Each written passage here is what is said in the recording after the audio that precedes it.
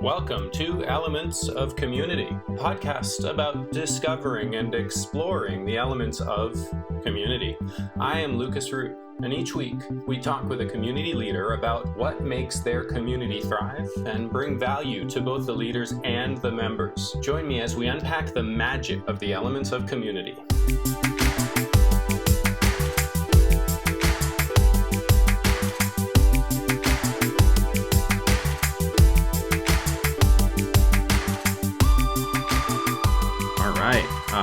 Robb Wolf, thank you so much for being here. I'm really excited to have you on the show and to talk about community with you.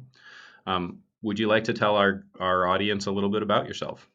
Yeah, I'll try to keep it brief, but I was a research biochemist in my past life. Had a really significant health crisis. I developed a flavor of ulcerative colitis bad enough that I was facing bowel resection, immunosuppressant drugs.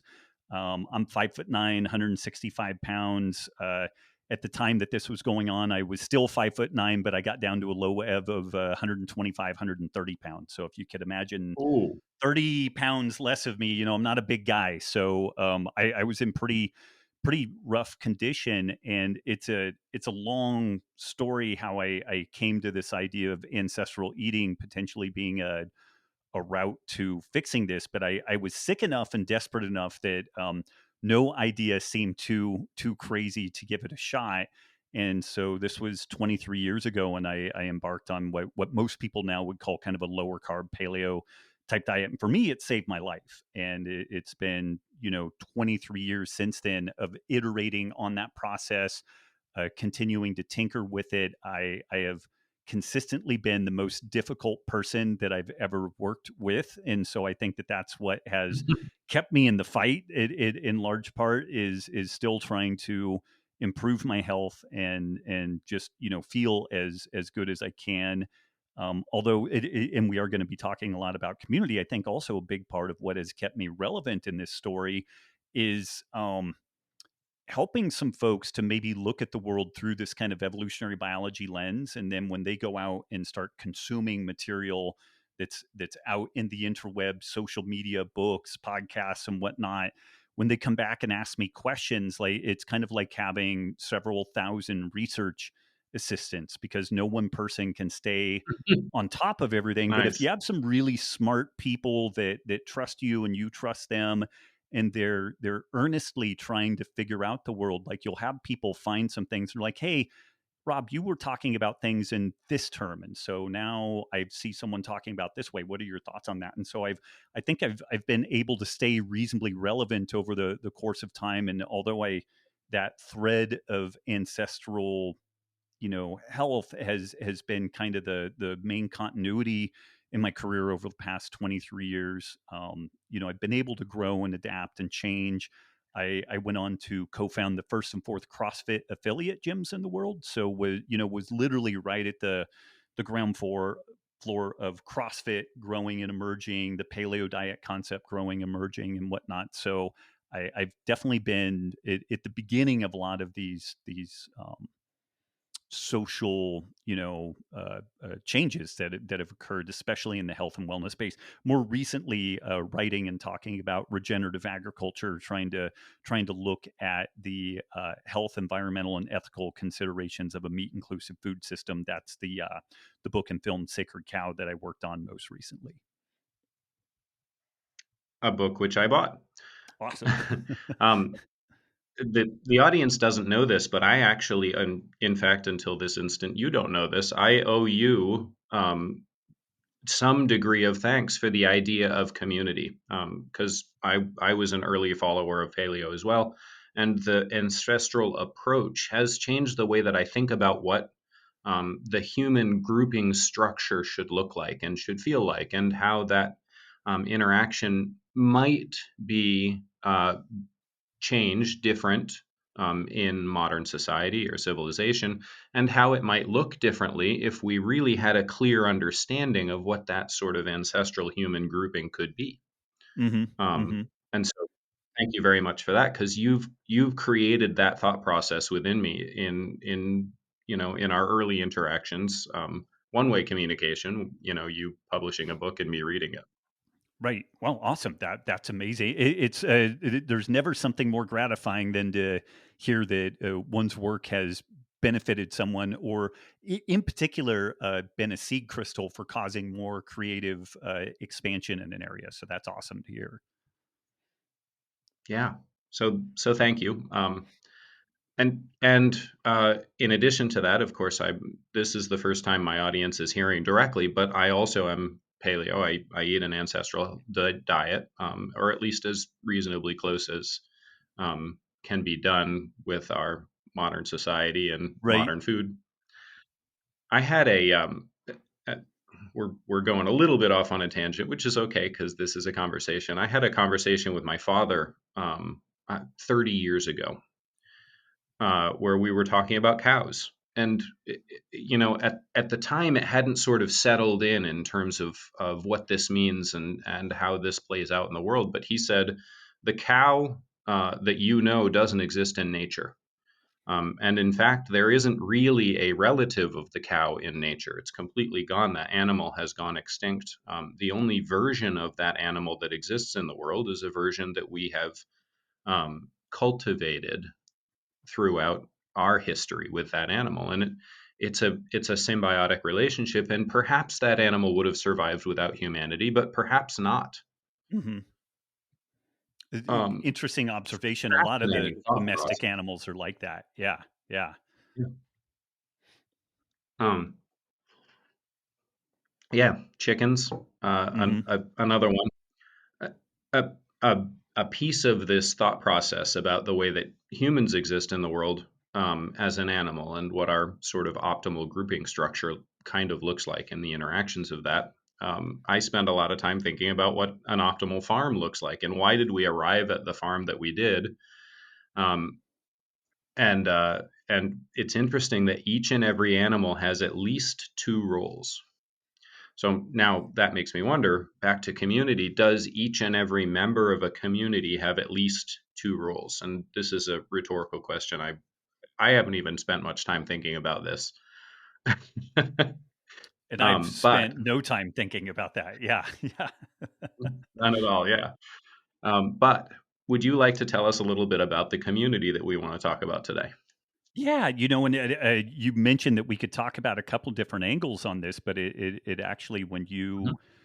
you may find this interesting because you detailed like a list of 5 characteristics of what constitutes a community, and so we have this healthy rebellion community, which is an online kind of interaction. It's like an old style where people meet online. It's like an old style forum had a not great baby with a blog and Facebook. The user interface is okay, but not great, and but it allows us to do the things that we do. And an interesting feature of that is you had mentioned that. Like if there's a one-way exchange, people paying into that it's not really a community. And it's interesting. I'm actually throwing this out there for you to maybe noodle on or comment. For the last 2 years, this has been a paid community, and literally as of we haven't even announced this yet. Broadly to that group, I won't call it a community yet, but it's not going to be paid going forward. It's actually going to be Oh, a free but closed bubble where people who want to be added to it will be, basically they need to be sponsored in. Somebody needs to know them and needs to kind of say, hey, this is why I think this person would be a good fit for this scene and whatnot. And there's a whole host of reasons that went into wanting to do this, but some of it is I think it has had a great self organizational element to it thus far, where I kind of provided some initial stewardship, but then people have gone on to really help grow and develop the dynamicism there. And I've kind of wanted more of that is one of the pieces for this change. But it's interesting. Maybe we do now. This is functioning now is that folks need to be sponsored in and almost kind of an application type format, because if there was one good element that we noticed with the paid subscription model, it really introduced a good amount of civility. Like if people were even paying a very nominal amount, just the and we didn't really allow anonymity, but there was a civility there and a commitment to actually being kind and considerate. And we've had some, especially over the last 2 years with COVID and all kinds of different things, we've had some very spicy debates and different feelings on a host of topics. I do But love a spicy it debate. it yeah, yeah, but the civility has generally been there. Like I think we only had to warn and then ultimately remove two people in the span of 2 years, which I think is amazing, just absolutely amazing. So I thought that you might find that interesting, within the, because we have historically been calling this thing a community, but for a host of reasons, just in my gut, I felt like this paid model, I wanted to modify it and change it so that it basically everybody, including myself, will now be chipping in this super nominal fee just to keep the lights on, for the ability for us to meet in this virtual place. But then people are getting together in real life doing events ranging from like hunting trips to learning how to can to beginning doing Brazilian jiu-jitsu. So this has played an interesting role as a hub. um, I know I'm jabbering kind of inanely here, but historically, I've seen social media being somewhat to real community what junk food is to real food. It kind of satisfies you, but not really. And maybe what we've been doing hasn't been quite junk food, but maybe it's like doomsday bunker rations or something. Like it keeps you fed and alive, but but it is interesting that in many circumstances the just virtual meeting has gone on to facilitating people meeting in real life and having some pretty significant interaction. So I'm curious to know what your thoughts are on that. Like, how does that fit within your thoughts around community and whatnot? That's amazing. So what springs to mind are a couple of different things. Uh, People have asked me a bunch of different times whether or not platform itself needs to be an element. And so far I continue to say no, I don't believe that platform needs to be an element. Here's an example of why. The hacker group that calls itself anonymous, from the outside, without spending really serious time thinking about it, I think that they are a good example of a community. They clearly have an internal, unique common language. They have a purpose, to expose things that people are trying to hide that should be visible to the world, right? They do engage in projects. They do things together. They go hack companies. They go hack governments. Like that, they do engage in projects.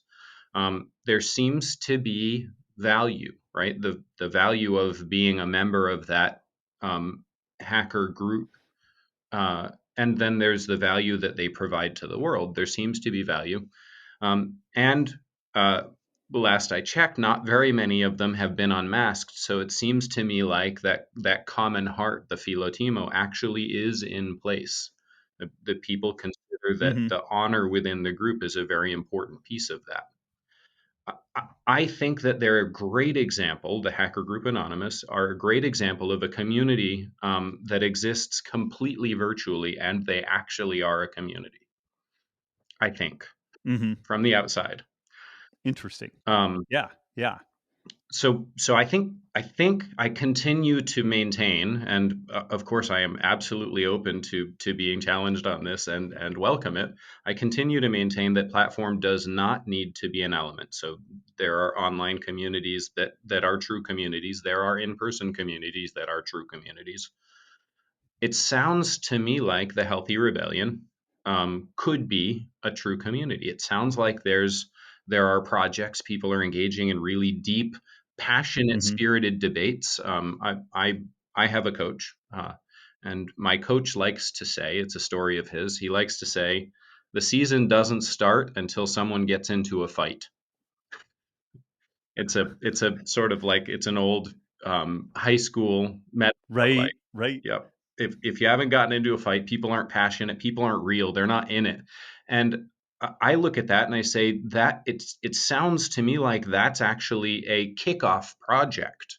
Like that's a piece of the kickoff project. People, someone getting into a fight. Now, don't misunderstand me. I'm not glorifying or advocating for a fight, but that's when you know people are really getting passionate about what they're doing. And the passion of the community coming together is starting to be real.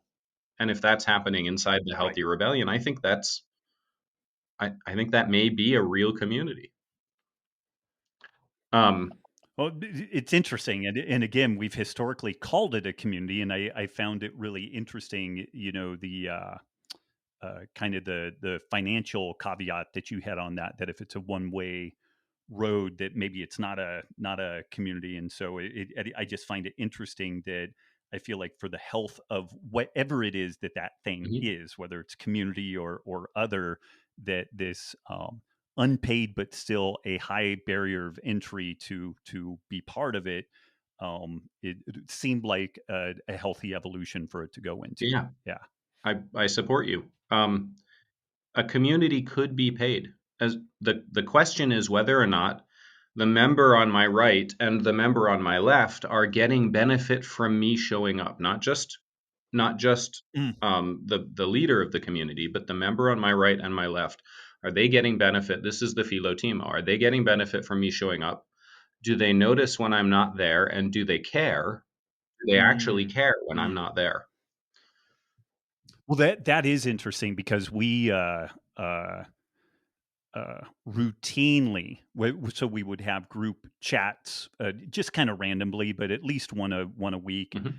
and inevitably we would hit a point where it's like, hey, so where are the MIA folks? And it's like, oh, boom, boom, boom. We'd have a list. Okay, who's going to reach out to them and find out what's going on?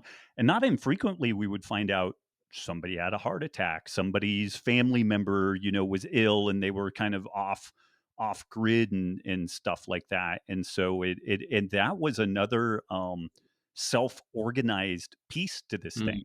Mm. And you also have a lot of people. This is a fascinating thing also, like uh you have people like my wife, who she never interacts with anybody on anything. She's a lurker, but she definitely gets, I think, benefit from it because, she learns things and oh, this thing was funny or this was interesting or whatever. But also, she's not really contributing. So this is a fascinating piece with that, where I don't know that she is directly, or people like her directly, benefiting the other people there, but she's certainly seems to benefit from it. Like, she chooses, and these folks choose to allocate time to this thing and keep coming back and have continued to pay subscription and stuff like that. So it's really fascinating. Yeah, amazing. I love it. When you, just out of curiosity, when somebody reaches out and they find out that there was a family member or something, did the group get together? Maybe the community. Did the community get together and send over some casserole or a greeting card or something like that? So a couple of times when we actually had people within a reasonable, because we have people literally all over the world. Yeah. So like, we have a couple of people in Bahrain. Like, we're not, most of us are not sending them a casserole, but we have organized, flowers to be sent. Sometimes a little bit of money. Like, we heard about a gal who her husband lost his job because he was diagnosed with this, like, stage 4 cancer, and right on the heels of that, she discovered she was pregnant, Oh my. and she was in nursing school, and we were like, holy shit, and interested. So we actually pooled some money and sent them some money, got them some help, had a night shift nurse hooked up for the first week after her daughter was born, and kind of miraculously, like, her husband, very dire situation, he pulled through, and it seems to be doing well.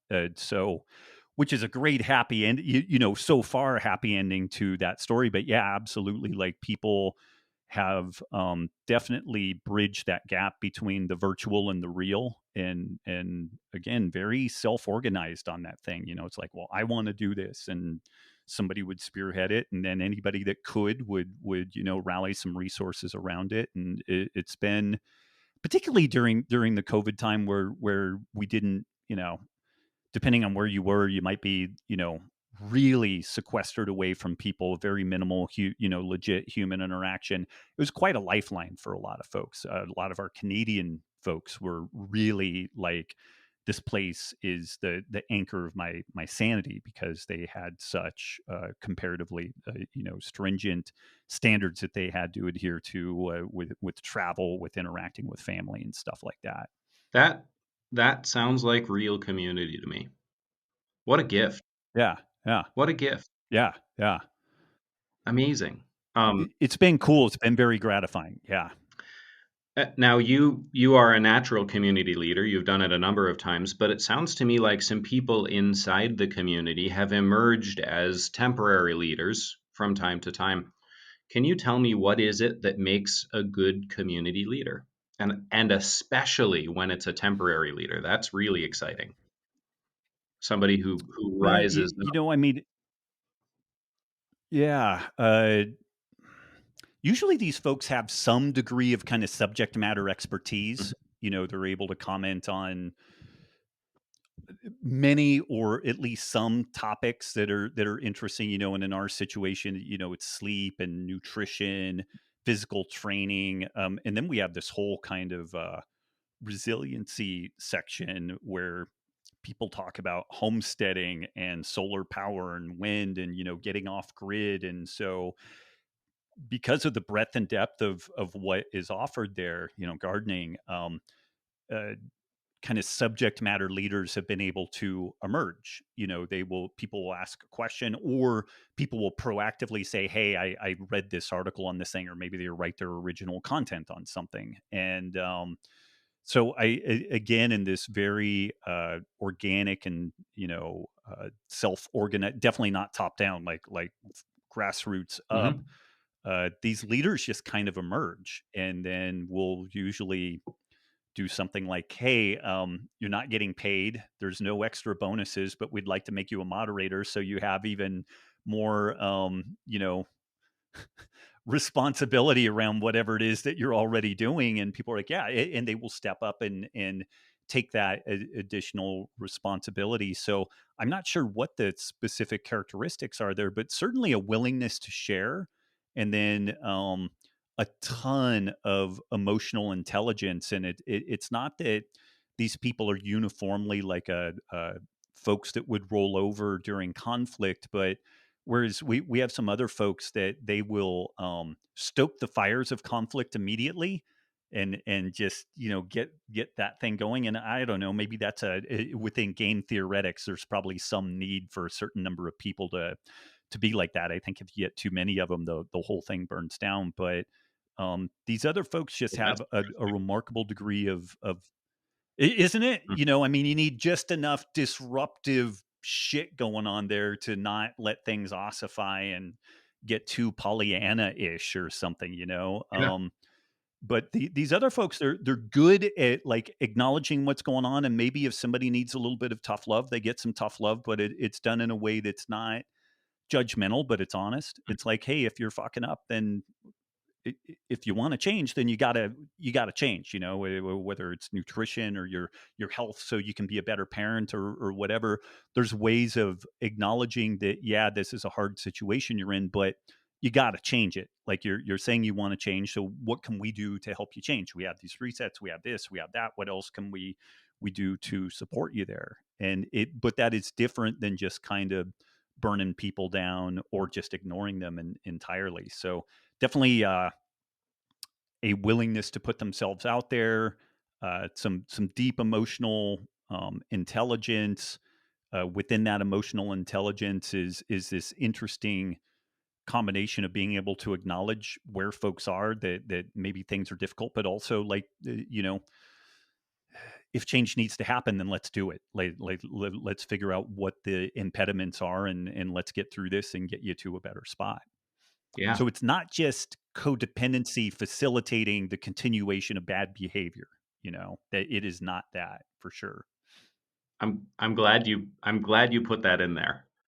So I'm hearing um, one, awesome that leaders are emerging and that you're encouraging that. I think that's probably an element of community. Maybe I'm gonna have to play with that. I like it. Yeah. Um, I'm hearing that a leader needs to have some relevant subject matter expertise to a project. Um, I'm hearing that they have to be willing and able to be a spearhead for that project. And that doesn't necessarily mean that they're capable of doing project management. What it means is that they're capable of and interested in continuing to drive that project forward. So let's Hmm. move forward. What's holding us back? Let's move forward. What's stopping us? Let's move forward. How do we get over the next hump? Let's move forward because I care. Right. I'm also hearing really strong common heart philotimo, that fifth element, that they care about every single person that's there. And so when they're giving uh, criticism, right, critical feedback, an opportunity for that person to grow, they're giving it to them from the perspective of I care. Not just I care because I'm a leader, but I actually care. Yeah. Yeah. For sure. For sure. Oh, that's cool. I'm going to have fun thinking about the idea of leadership emerging as as as a core to community. And not even necessarily permanent leadership, just temporary leadership. A project needs to happen and somebody instigates it, right? So you were talking about people who are instigators, and somebody chooses to be a leader and self-elects, and maybe the group makes other decisions afterwards, but there has to be someone who kicks that off and self-elects into it. Cool. Yep. And I've throw this out to you. I've wondered about the scale of stuff like this. Like when we launched this thing, I was kind of wondering if we would hit like a Dunbar's number type of thing. 150 people. Is that where this thing is stable? What we've noticed is about 1,100 people. 1,000, 1,100. Uh, if it gets much larger than that, then you see this just dramatic increase in churn. Like people are in, they're out. I think that they become anonymized. So that's an interesting thing because it is largely virtual. You would think, well, this thing could scale infinitely. I mean, Facebook has however many billion, people in it, but to really tick that box of community, this thing feels much more like a small town than any type of city. And I'm not sure. Like my reach is okay. My podcast's still reasonably popular and stuff like that. Not Joe Rogan level by any means, but I doubt that we could do the things that we do if it was even 5,000 or 10,000 members. And I could be wrong. Like there might be some other communities out there that maybe they just have some other self-organizing elements to it. So it keeps people tight. But we ended up capping enrollment at about 1,100 people because the churn just started going, and I'm like, what are we doing here? Like, how is this really helping things if it's just kicking people out the back end even faster? I'd rather have 800 people that are here for the long haul and just call it good, and we all are able to go deep on this thing. So no answers on that, just actually a lot of questions around like what does scale mean in a kind of virtual 98% virtual, 2% in real life community like what we have there. Hmm. I have some thoughts, but like you, they're just thoughts. The average person is capable of really knowing 150 people. The average tribe being different from the number of people you know, tribe being the people that you can count on to step up on your shoulder, pick up a spear, and go to war with you because they trust you, right? The average tribe size is really 5 to 10. So if, Hmm. if we Hmm. look at 5 to 10 and 150, somewhere in that range, that kind of makes sense that 800 to 1100 is the magic number where you can sort of wrap your mind around that. My seven Right. tribe people, they each have 150 people. That's 1,000. Yeah. Yeah.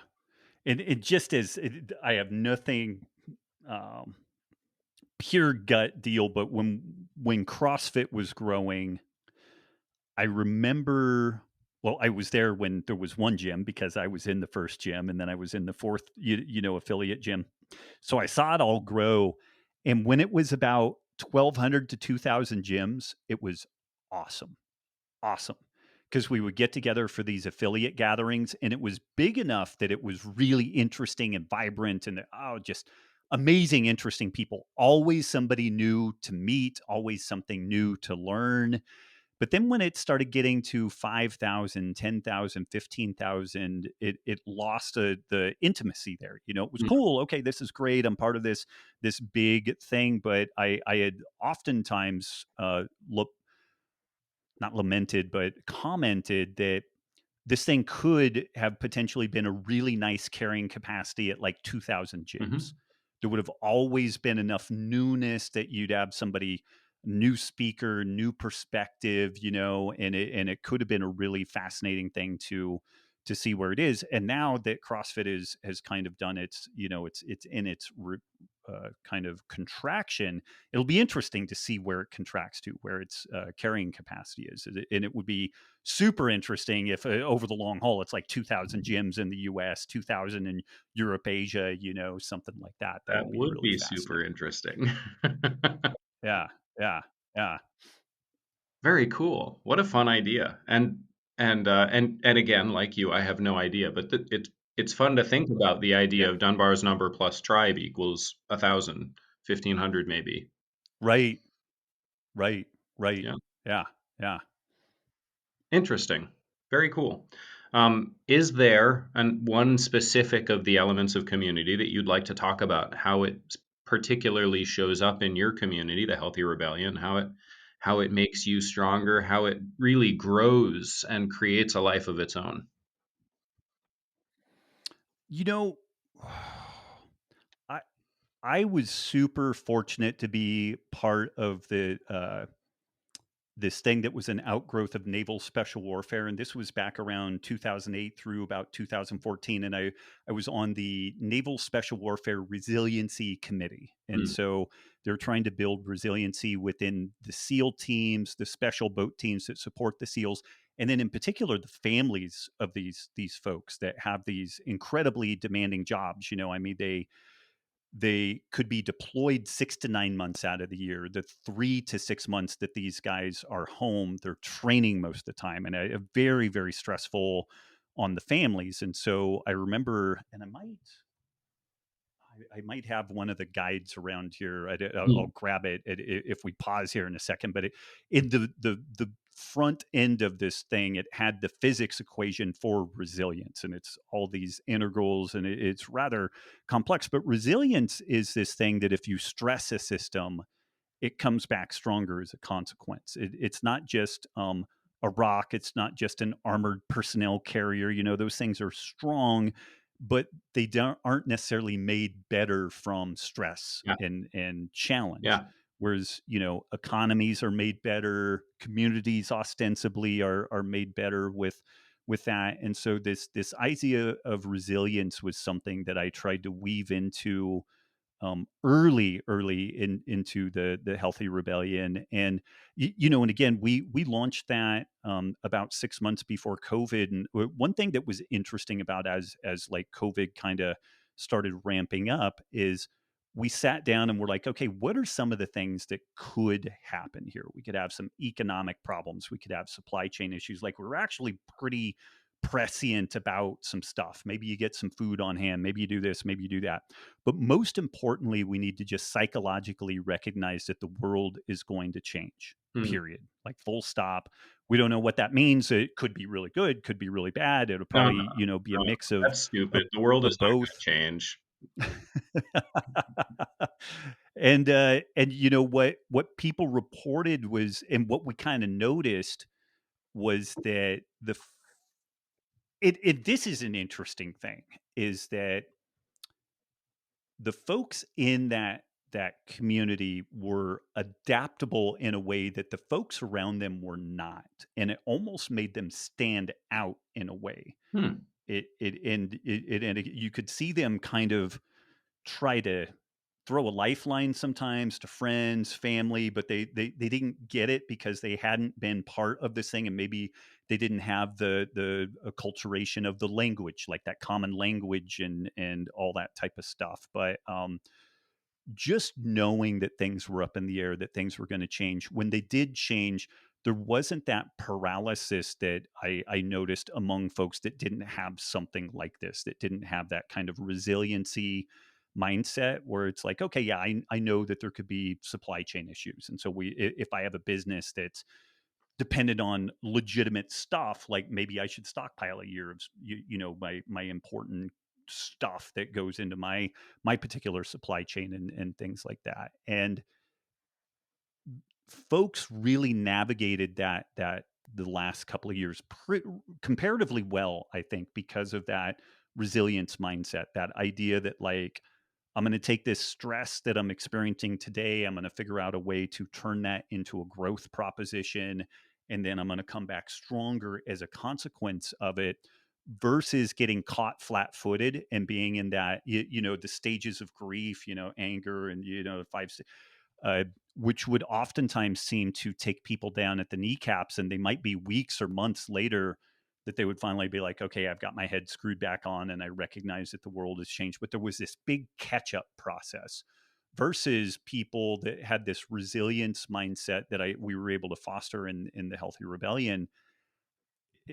The processing was super quick, and I think that that's because everybody was kind of, you had support, you had people using a common language around this stuff. They had they cared about each other, so you knew that somebody had your back in some capacity. But just being aware that there was that potential that things could really spin on a dime and change. Like, I would say that that's probably been the most profound piece to the community, and what people have reported being the biggest benefit and takeaway that they've had is that they've just been able to roll with the punches in a way that folks outside of that community, they just watch them and like, God, they're really suffering. And they're like, I'm suffering.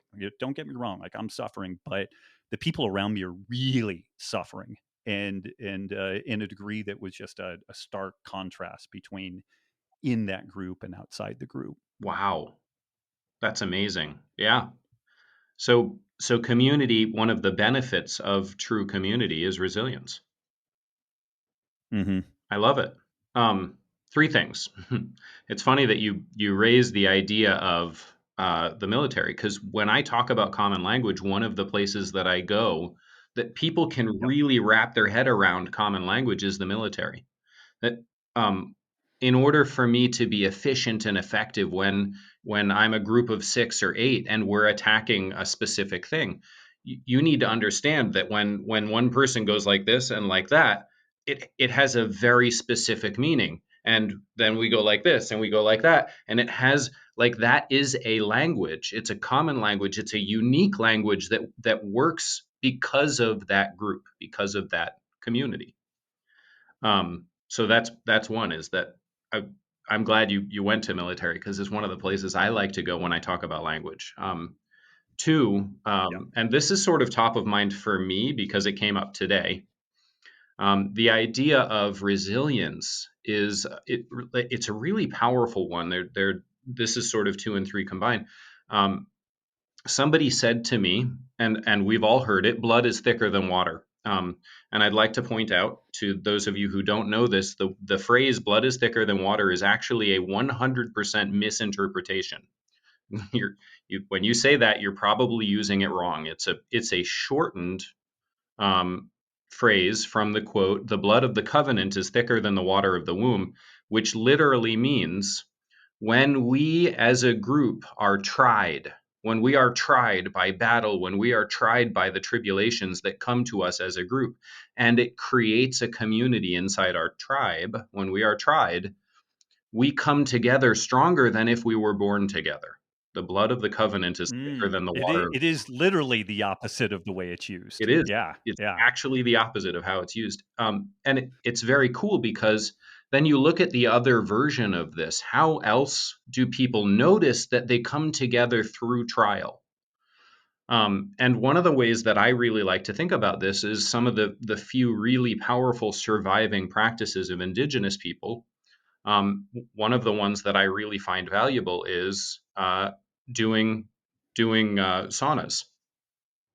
And the way that they Mm-hmm. do Mm-hmm. their sweat tents is a trial. It is very powerfully challenging. And what you find is that when you do that together as a group, you go in as a group, you come out as a community, you are tight. You are the blood of the covenant on the other side of that because you've gone through a really, really powerful challenge. Mm-hmm. You want to add to that? Yeah. Yeah. No, no, no. I don't think I could add too much to it. I mean, uh, Greg Glassman, founder of CrossFit, uh, noticed this, that the trials of very hard physical activity brought people together in this really rapid fashion, and it's again, uh, the beginning of becoming a SEAL. You have this buds and Hell Week, which is this 1 week of virtually no sleep, very very minimal sleep, and constant physical and psychological harassment, being doused in cold water and rolled in sand and every manner of discomfort you could imagine, and a cup of coffee and a warm food right up the hill. You just got to ring a bell, and it, all is good. And they virtually beg and encourage you to do that. And they have a shockingly high attrition rate at this point. Every spot, it's something like 200% less likely that you will get a Navy SEAL spot than you will a professional football spot, which historically has been one of these like super elite kind of things. But the Wow. the notoriety of these SEALs has increased the application pool to such a degree that the average applicant is a master's degree engineering from an Ivy League school. Not all, but that's like they have some that are not. But like the quality of people applying, like Division 1 wrestler, on and on and on and on. Just to get their foot in the front door, and most of them don't make it still. It's really amazing. But when they come out that the next side of that crucible, it's really remarkable, the camaraderie they have. And this is an interesting thing. When folks are done with the teams, and things like that, they often find that the rest of their life is pretty blasé. They never have that degree of having the five people that would literally have your back at any circumstance. Folks love their families. They're invested in their community and everything. But the intimacy that they had in that becoming these elite warfighters, there's nothing else that ever spins the dopamine wheel quite the same way that they did in that scenario. The same degree of trust, the same degree of commitment. It's really interesting. And uh and I know I'm jabbering like an idiot, but there was some analysis of Certainly not an idiot. SEALs after their jabbering like something. But I do think it is interesting. There's this disproportionate success that former SEALs have, and again, is it because they were just kind of born this way? Is it because they were born this way and they got honed through this process? But the net worth of these SEALs, there's some astronomical percentage of them that are worth more than $200 million. But then there's this non-trivial cross section of them that have just fallen off the map, Hmm. effectively homeless, or like have just gone out of they're no longer really participating in the normal society that you and I are partaking in. There's very few that just go back and live just an average normal life. So there's some, that's a whole, again, no answers, but just questions. It's like, is the hyper fealty of a particular type of community, is that so powerful that then the rest of life just becomes so boring and blasé that you're not even really sure how to deal with it afterwards? That's a whole interesting thing. But you don't lose your brothers and sisters. Like you don't lose your tribe when you leave. They're still your tribe. They're still You going to answer don't, the but phone. it's They'll show up. Well, and you know what a lot of these folks end up doing is starting businesses together and stuff like that, and that is a lot of what they end up doing in like the next iteration of their life is they're like, well, I'm not just going to go get a standard job or work for corporate America. I'm going to do something different, and that is a lot of what they do.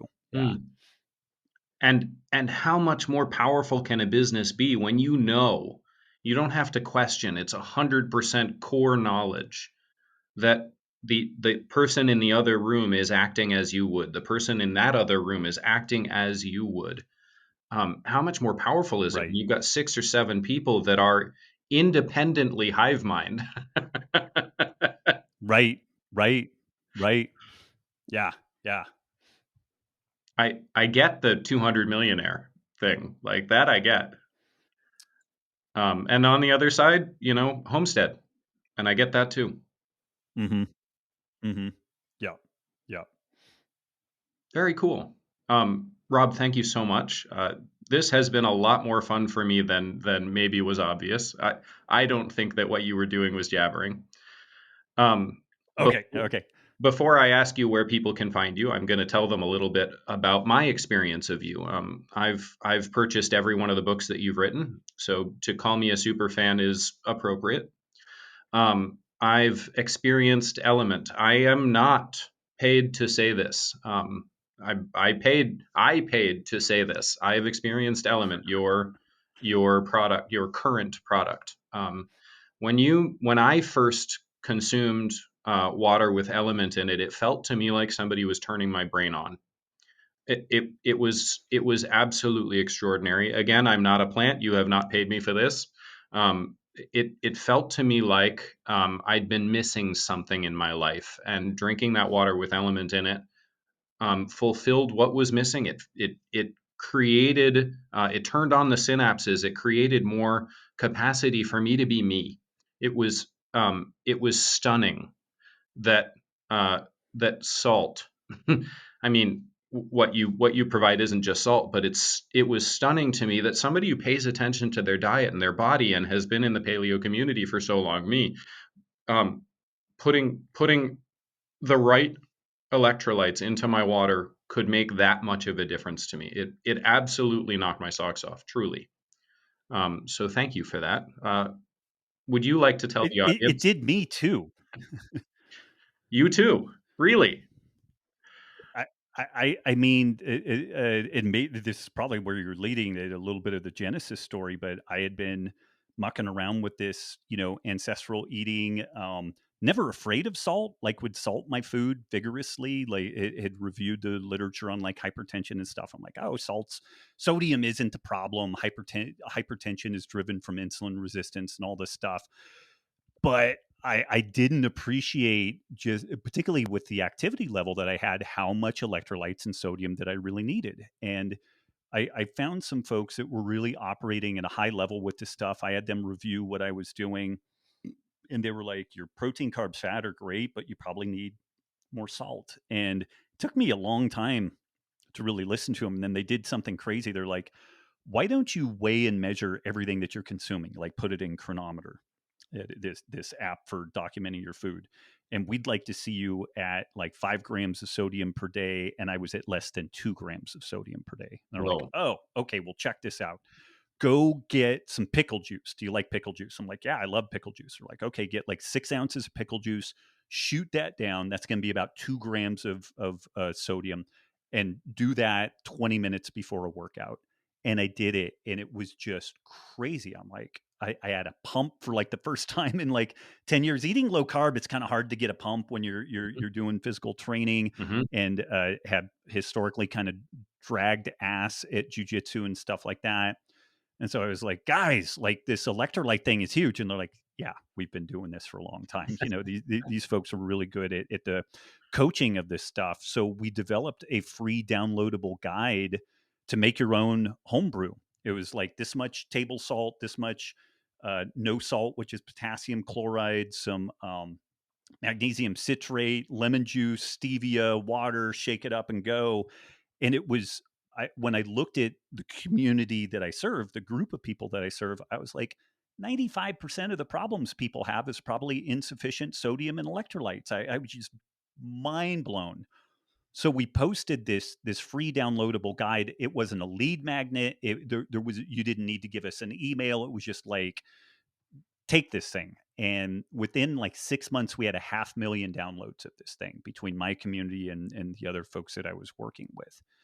And what we started hearing was very much what you reported. This was like the missing piece to what I've been doing. My energy levels were better. My recovery from exercise was better. My heart rate variability scores dramatically improved. My sleep improved. But the one downside is that when you mix it at home, when you're traveling, the TSA doesn't like the 3 bags of white powder. And so, would you guys consider making like some sort of a convenience thing? And so we had no designs on like starting Element. It was completely this freemium thing that I was just like, oh my God, I've failed people for 20 years not properly emphasizing salt and sodium and electrolytes. And so I've got to fix that as quickly as I can. And then it was the community that told us, hey, we need something simpler and easier and more direct than this homebrew gig. And so that was the whole genesis of Element. And we still to this day, one of our primary landing pages is like, if you don't want to buy it, at least make it, and here's exactly the ratio for how to do it, so you get something that is virtually identical to what we sell you. And um, it's been really cool because again, this was a relationship that drove this whole thing. It was my recognition that like, oh my God, I haven't been properly serving these folks and I've got to fix this. And then I did a good job fixing it with that free downloadable guide. It's like, please, for the love of God, like do this, try this, pickle juice, this thing, whatever. And then when people started fixing stuff, the feedback loop is so quick when you are electrolyte deficient that if you're feeling kind of off and you drink some, like 5 minutes later, you feel better. Oh Like yeah, it's very quick it's where been how quickly the amazing. electrolytes go in. Yeah. And so then that just built trust. And then part of that trust was like, well, I'm going to tell you that I want a convenient product, and if you guys did it, I would buy it. And people have. I think Element is like the first or second fastest growing company in like the wellness space right now. Like it has just gone like crazy. And I told our co-founders that this thing would probably either be like a plane into a mountainside or it would go to a moon. It wouldn't be anywhere in between, because it really is addressing a need. And I think we addressed it in a way that historically hasn't been done, because I really wasn't afraid of the sodium and understood the physiology in a way that it's like, no, we really need to lean into that and have a nutrient dense whole food diet in the background. You can't just supplement your way to good health. And the whole thing has been really remarkably successful and a ton of fun. And like, I just still, when I hear stories like you relate, like I grin so hard my head nearly falls off the back of my head, because it's just like, man, that's really awesome, because it is such a simple thing, but yet such an overlooked thing in our current where we are with everything. Amazing. Thank you. Thank you for bringing that to the market. And I travel a lot, and you're 100% right. Little baggies of white powder probably would not go over well, but the little individual packets that you send out, nobody even blinks an eye at that. Right, right. That's awesome. That's awesome. Yeah, I'm in Seattle right now. Some of my listeners know I one of my clients is the Pokemon Company. I'm here in Seattle at the Pokemon Company. I had to travel here with Element, and nobody blinked an eye. I passed right through security, not an issue. I didn't even have to check that bag. Nice. Nice. Yep. So yeah, thank you. Where can people find you? Those who don't already know. RobbWolf.com is kind of the main spot. I have a very poorly updated Substack, robwolf.substack.com. I haven't done anything in a couple of months, but I have like 3 pretty good articles that I've been working on over the past couple of weeks, and folks should see that popping up. And then I do a lot of writing over at Element, drinkelement.com, and we have a very active blog and kind of scientific resource over there. But that's where pretty much everything that I do, if it sees the light of day, it's on one or all of those locations. Yeah, awesome. Thank you. Elements of community audience, go check out drinkelement.com. LMNT, drinkelement.com. Thank you, Rob. And we are signing off. Thank you for joining us this week on Elements of Community. Make sure to visit our website, elementsofcommunity.us, where you can subscribe to the show on iTunes, Stitcher, Spotify, or via RSS so you'll never miss a show. If you found value in this show, we'd appreciate a rating on iTunes. Or if you'd simply tell a friend about the show, that would help us out too. If you like the show, you might want to check out our EOC Inner Circle, where we deep dive with each guest on the inner workings of their community. We cover things like community model, profitability, and engagement strategies. You can join the Inner Circle at elementsofcommunity.us/inner circle. Be sure to tune in next week for our next episode.